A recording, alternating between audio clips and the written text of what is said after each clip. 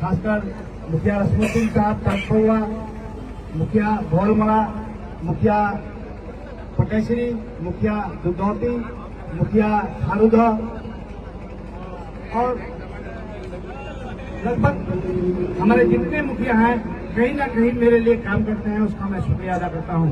और साथ में चल रहे मजलिस के दीवाने और कईयों साथियों, बुजुर्गों, दोस्तों मैं कई दिनों से मसरूफ था। मसरूफियत खत्म होने के बाद मैं अब अपने प्रचार प्रसार के लिए निकला हूं। मसरूफियत इसलिए था कि पार्टी ने जो टिकट दी उसके लिए हम लोग कुछ दिन परेशान भी रहे। उसके बाद नॉमिनेशन हुआ। नॉमिनेशन के बाद आज मैं पहली बार यहां आया हूं। आपका बेटा जो यहां दिन रात 24 घंटा घूमता था, बैरिस्टर असदुद्दीन अवैसी साहब ने उनको अपना प्रत्याशी बनाया है। इसके लिए मैं सबसे पहले बैरिस्टर असदुद्दीन अवैसी साहब को और अख्तर इमाम साहब को का शुक्रिया अदा करता हूं। और आपको पता होना चाहिए दोस्तों, मुझे जो टिकट मिला है मैं समझता हूं इसका श्रेय सिर्फ आपको जाता है। आपको ये मालूम नहीं होगा कि इस चौक में कई तरह का सर्वे हुआ था और इस चौक में बैठे अनजान आदमी ने पूछा होगा कि 3-4 कैंडिडेट है उसमें कौन अच्छा है। वल्लाह कहता हूं आपने बोला होगा कि सबसे अच्छा हसनैन है, इसलिए मुझे टिकट मिला। ये आपका देन है। नहीं तो आपने हल्ला कई तरह का सुना था कि लोग पैसे की बात करते थे, करोड़ों रुपए की बात करते थे, लेकिन टिकट बैरिस्टर असदुद्दीन अवैसी साहब ने आपके चहेते, आपका बेटा जो आपके साथ आता है उनको दिया है। अब हमारी जिम्मेदारी है बैरिस्टर असदुद्दीन अवैसी साहब के हाथ को मजबूत करने का। दोस्तों, कई तरह के लोग हैं। अभी सामने में 2 पूर्व विधायक है। एक पूर्व विधायक गोपाल कुमार अग्रवाल है, एक वर्तमान में जो सरोज आलम साहब है।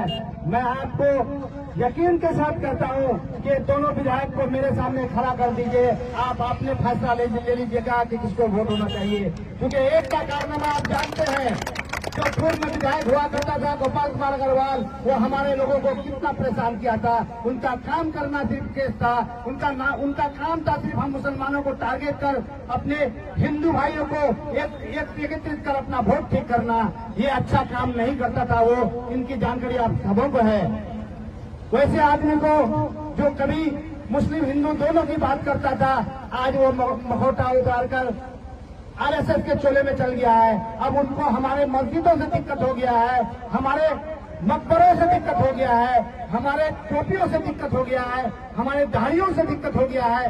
और वो अब गांव-गांव जाके कहते हैं कि यहाँ का मुसलमान घुसपैठिया है। मैं आपको एक जानकारी दे दूं, आप सभी जानते होंगे कि ये मारवाड़ी गोपाल कुमार अग्रवाल राजस्थानी में है, लेकिन मैं आपको ये जानकारी के लिए बता दूं, ये राजस्थानी नहीं है, यही बांग्लादेशी है। इनका बाप और दादा बांग्लादेश से आया था। तुम गुजराती हो और तुम ये जान लो, तुमने कभी बोला था पिछले बार के इलेक्शन मेरा ये आखिरी होगा। मैं ये बता देता हूँ, अब तुम्हारे सामने मजलिस का चेहरा आया है, ये इलेक्शन तुम्हारा आखिरी है और 14 तारीख को तुम राजस्थान जाने के लिए तैयार हो। गोपाल कुमार अग्रवाल, ये गोपाल कुमार अग्रवाल जो हम भाइयों के बीच चलाता था, आज मखौटा पहन के घूम रहा है। हमारे वोटों को बांटने के लिए वो चाहता है कुछ वोट आरजेडी में चल जाए, कुछ वोट इकरामुल के जनस्वराज में चल जाए, कुछ वोट हमारे इमाम में आ जाए। लेकिन यहाँ के गैर मुसलमान अब सब जान चुकी है, अब पहचान चुकी है, तुम्हारे बहकावे में नहीं आएगा। आपको बता दूं दोस्तों, उन्होंने कुछ लोग आरजेडी की तरफ छोड़ के रखा है, कुछ लोग जनस्वराज की तरफ छोड़ के रखा है। वो लोग जनस्वराज का नहीं है, वो लोग आरजेडी का नहीं है, वो गोपाल कुमार अग्रवाल के भोग से निकल के उसके यहाँ काम कर रहा है। आपको बताने के लिए आपको इसे पहचानना पड़ेगा। वो ऐसा आदमी है, रात में राजद के पास जाता है, दिन में जनस्वराज के जाता है। ये फैसला उस आदमी का नहीं है, ये फैसला गोपाल कुमार अग्रवाल के घर से निकल के आया है। इसलिए आप इन लोगों को पहचानिए दोस्तों। अब मैं ये बता दूं कि आपके घर अगर 4 जवान है, 2 बूढ़े माँ बाप है, 4 आदमी अवैसी साहब के लिए दीवाना है और वो 2 वोट कहीं गलती से दूसरी जगह चला जाएगा तो वोट का बंटवारा हो जाएगा और जीत जाएगा गोपाल कुमार अग्रवाल। इसलिए आपको सतर्क होना है, सब वोट, जितना भी वोट हो, चुन चुन कर रामायण में डालना है, नहीं तो हमारी स्थिति वो जो चाहता है गोपाल कुमार अग्रवाल वो ना हो जाए।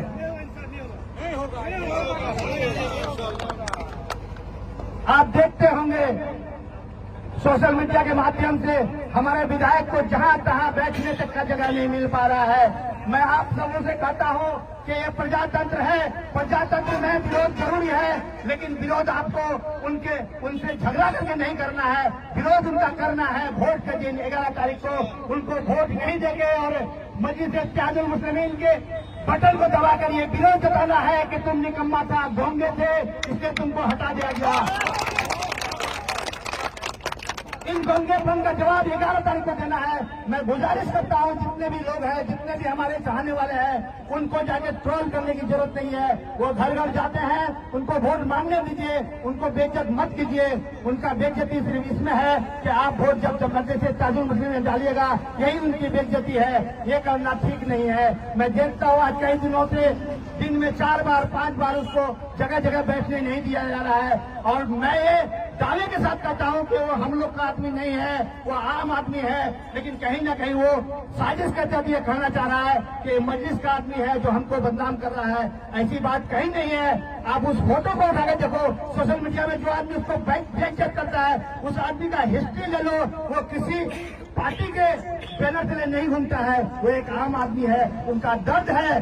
तुमने कभी हमारे मौत में नहीं आया, तुमने कभी हमारे बदहाली में नहीं आया, हमारी बेटी की शादी में नहीं आया, हमारे जलसे में नहीं आया, कहीं कहीं देखा नहीं गया 5 साल में। आज वोट मांगने आए हो तो विरोध का सामना करना पड़ेगा तुम्हें।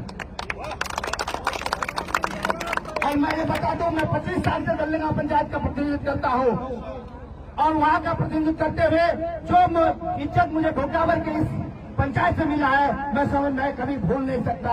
और मैं दावे के साथ कहता हूं, 25 साल के अंदर में मेरे पास, मैं प्रमुख भी रहा था, प्रमुख कई तरह का पद रखता था,